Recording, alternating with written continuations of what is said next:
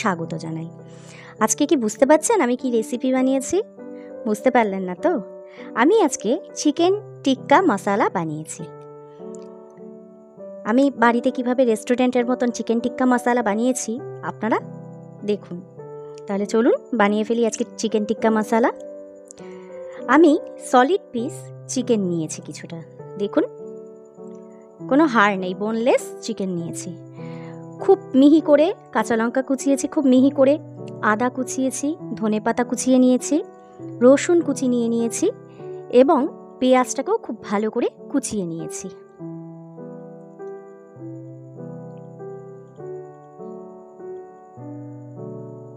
এবার এই পেঁয়াজটার মধ্যে আমি কিছুটা পরিমাণে লবণ দিয়ে দিলাম। লবণ দিয়ে ভালো করে নাড়িয়ে নিচ্ছি। পেঁয়াজটাকে চিপে আমাকে রসটা বার করতে হবে, সেই কারণে যাতে পেঁয়াজ থেকে জলটা বেরায় সেই কারণে আমি এটাকে দিয়ে রেখে দিলাম।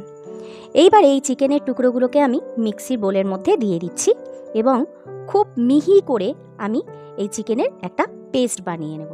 দেখুন খুব মিহি করে চিকেনের পেস্ট বানিয়ে নিয়েছি। চিকেনগুলো যেন ভিজে না হয়, জল ছাড়া আমাকে চিকেনগুলো পেস্ট করতে হবে।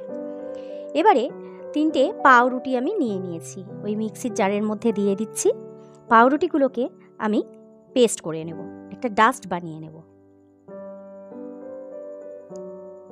আমার কাছে ব্রেড ক্রাম্ব ছিল না, সেই কারণে আমি এটাকে বানিয়ে নিলাম। আপনাদের কাছে বিস্কুটের গুঁড়ো থাকলেও আপনারা করতে পারেন, তবে এইটা দিলে ভালো হয়। দেখুন এবারে পেঁয়াজটা থেকে কতটা জল বেরিয়েছে, পেঁয়াজটা আমি নিংড়ে দেখুন জল বের করে নিয়েছি। এবারে একটা পাত্রের মধ্যে, একটা বড় পাত্রের মধ্যে চিকেনগুলোকে নিয়ে নিচ্ছি, বোনলেস চিকেনগুলো। দেখুন পেঁয়াজে কিন্তু জল নেই, দেখে নিন পেঁয়াজে এক ফোঁটাও জল নেই। পেঁয়াজগুলো আমি দিয়ে দিলাম, পেঁয়াজ কুচোগুলো খুব ভালো করে মিহি করে কিন্তু পেঁয়াজগুলো কুচাতে হবে। এবারে খুব মিহি করে কুচানো রসুন, কাঁচা লঙ্কা এবং আদা কুচিগুলো আমি ওই মিশ্রণের মধ্যে দিয়ে দিচ্ছি, চিকেনের মিশ্রণের মধ্যে দিয়ে দেবে। ধনেপাতাটাও আমি দিয়ে দিলাম, দিয়ে ভালো করে আমি মাখিয়ে নিচ্ছি। মাখানোর পরে আমি এবারে চিলি ফ্লেক্স, জোয়ান, গরম মশলা এবং চাট মশলা আমি এর সাথে দিয়ে দিলাম, মিশিয়ে দিলাম। এবারে কিছুটা মেথি পাতা নেব। আমি মেথি পাতাটাকে ভালো করে হাতে নিয়ে ক্র্যাশ করে আমি এর মধ্যে দিয়ে দিচ্ছি। এবারে আমি 1 চামচ মতন ঘি নিয়ে আমি এর মধ্যে দিয়ে দিলাম, দিয়ে এবারে একটু মাখিয়ে নেব। আমি মিশ্রণটাকে একটু ভালো করে মাখিয়ে নেব।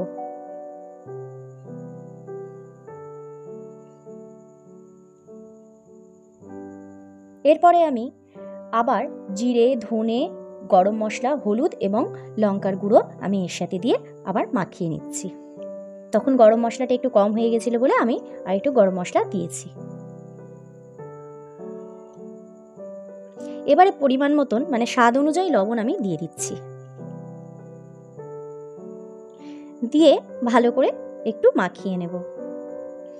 মাখানোর পরে আমি যে পাউরুটিগুলোকে গ্রাইন্ডারে দিয়ে ব্লেন্ড করে নিয়েছিলাম সেটা আমি দিয়ে দিচ্ছি, মিশিয়ে দিচ্ছি। একটু আঠালো ভাব হবে সেই মতন আমি এটাকে দিয়ে মাখিয়ে নেব। আমি 3 চামচ পরিমাণ দিয়েছি।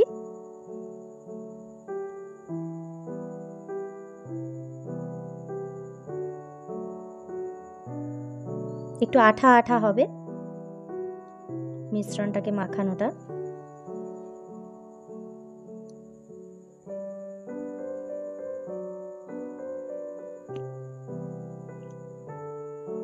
এইবারে আমি এর মধ্যে একটু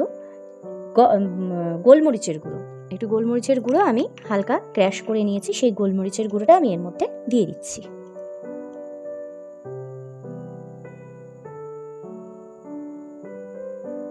দিয়ে ভালো করে মাখিয়ে নিচ্ছি। গোলমরিচের পাউডার কিন্তু দেবেন না, এটাতে কিন্তু গুঁড়ো করে রাখা গোলমরিচটাই দেবেন। এবারে ঢাকা দিয়ে আমি কিছুক্ষণ রেখে দেব।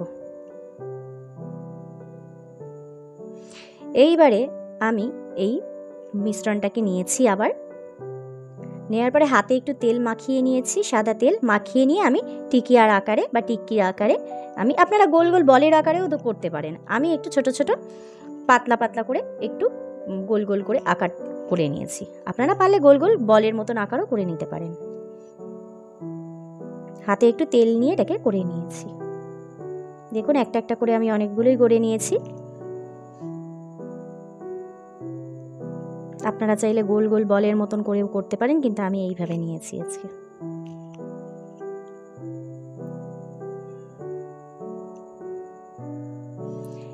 এবারে আমি কিছুটা পেঁয়াজ, একটু রসুন আর একটু কাঁচা লঙ্কা নিয়েছি। নিয়ে ফ্রাইং প্যানে একটু তেল গরম করে নিলাম। নেওয়ার পরে ওই পেঁয়াজ, কাঁচা লঙ্কা এবং রসুনটা এর মধ্যে দিয়েছি এবং এর সাথে আমি যোগ করব 4টে কাজু বাদাম। খুব বেশি ভাজবো না, হালকা ভাজবো, খুব হালকাভাবে ভাজবো যাতে পেঁয়াজের কাঁচা গন্ধটা যায়। লাল করে ভাজলে কিন্তু হবে না, পেঁয়াজের কাঁচা গন্ধটা চলে গেলে আমি একটা মিক্সিং বোলে উঠিয়ে নেব। দেখুন মিক্সিং বোলের মধ্যে আমি এটাকে উঠিয়ে নিয়েছি। এবার এর মধ্যে আমি জায়ফল, জয়িত্রী এবং চালমগজ দিয়ে দিচ্ছি। দিয়ে আমি একটা ভালো করে পেস্ট করে নেব। এবারে আমি ওই পেঁয়াজ ভাজার তেলের মধ্যেই আরেকটু তেল দিয়ে নিয়েছি। তেল দিয়ে এই টিক্কিগুলোকে আমি ভেজে নিচ্ছি, খুব হালকাভাবে ভাজবো, খুব বেশি লাল করব না। প্রথমটা আমার একটু লাল লাল হয়ে গিয়েছিল, কারণ ওটাতে একটু দেরি হয়ে গেছিল, কিন্তু আপনারা একটু সাদাটে রকমভাবে ভাজবেন।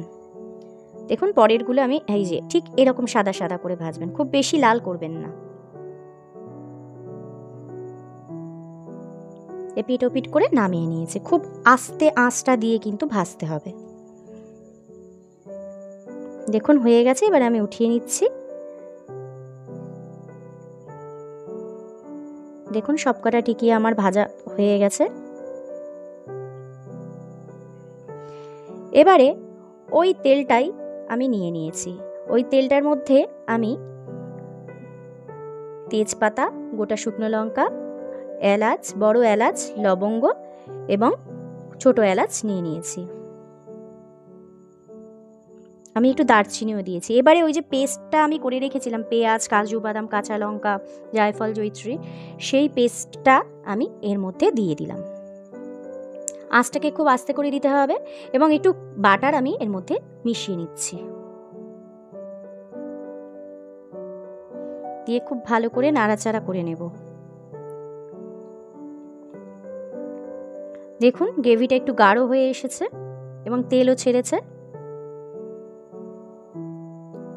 এবারে আমি এই মিশ্রণটার মধ্যে লবণ দিয়ে দিচ্ছি। স্বাদ অনুযায়ী লবণ আপনারা দেবেন। আবার ভালো করে একটু নাড়াচাড়া করে নিচ্ছি, নিচে যাতে ধরে না যায় সেই কারণে বারবার নাড়তে থাকতে হবে। দেখুন কষানোটা বেশ ভালো হয়ে গেছে মশলাটা। এবারে আমি এর মধ্যে টক দই দিয়ে দিচ্ছি। ফেটিয়ে রেখেছিলাম টক দইটা, ওই টক দইটা দিয়ে দিলাম। এবারে দেখুন টক দইটা একটু ভালো করে ভাজা ভাজা হলে আমি তার মধ্যে চিনি মিশিয়ে দিলাম এবং ওই টক দইটা ধুয়ে পাত্রর মধ্যে একটু জল দিয়ে নিলাম। এবারে আবার একটু বাটার দিয়ে নিচ্ছি।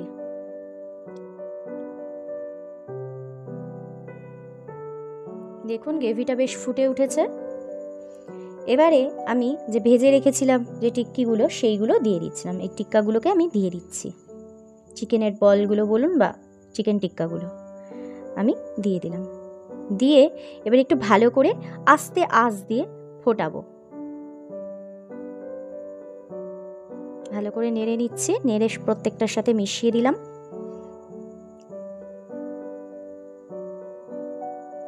এবারে এতে একটু গরম জলও আমি মিশিয়ে দেবো। আমার জলটা একটু কম হয়ে গেছিলো, সেই কারণে আমি একটু গরম জল এর মধ্যে মিশিয়ে নিচ্ছি। মিশিয়ে এটাকে কিন্তু খুব ভালো করে একটু ফোটাতে হবে।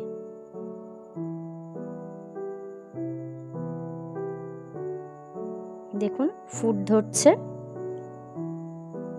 মাঝে মধ্যে একটু নেড়ে দিতে হবে, কারণ তলায় যদি লেগে যায় সেই কারণে মাঝে মধ্যে একটু নেড়ে দিতে হবে। আমি এই ঢাকা দিয়ে দিয়ে কিন্তু এটাকে সেদ্ধ করেছি। দেখুন বারবার ঢাকনাটা খুলে আমি একটু নেড়ে নিয়েছি, আবার ঢাকা দিয়ে দিয়েছি। দেখুন তেলটাও ছেড়েছে, বেশ সুন্দর হয়েছে। এই পর্যায়ে আমি কিছুটা মেথি পাতা নেব। মেথি পাতাটা হাতের মধ্যে আবার ক্র্যাশ করে নিয়ে ওর মধ্যে আমি মিশিয়ে দেব। আপনারা এটা ভাত, রুটি, ভাতের সাথে অতটা ভালো লাগবে না, কিন্তু পোলাও, ফ্রাইড রাইস, রুটি, পরোটা, লাচ্ছা পরোটা তার সাথে কিন্তু দারুণ যাবে। এইবারে এর মধ্যে আমি ফ্রেশ ক্রিম দিয়ে দিচ্ছি। আমি আমুলের ফ্রেশ ক্রিম নিয়েছি, সেটা আমি দিয়ে দিচ্ছি। 2 চামচ পরিমাণ দিয়ে দিয়েছি। দিয়ে ভালো করে একটু নেড়ে নিলাম।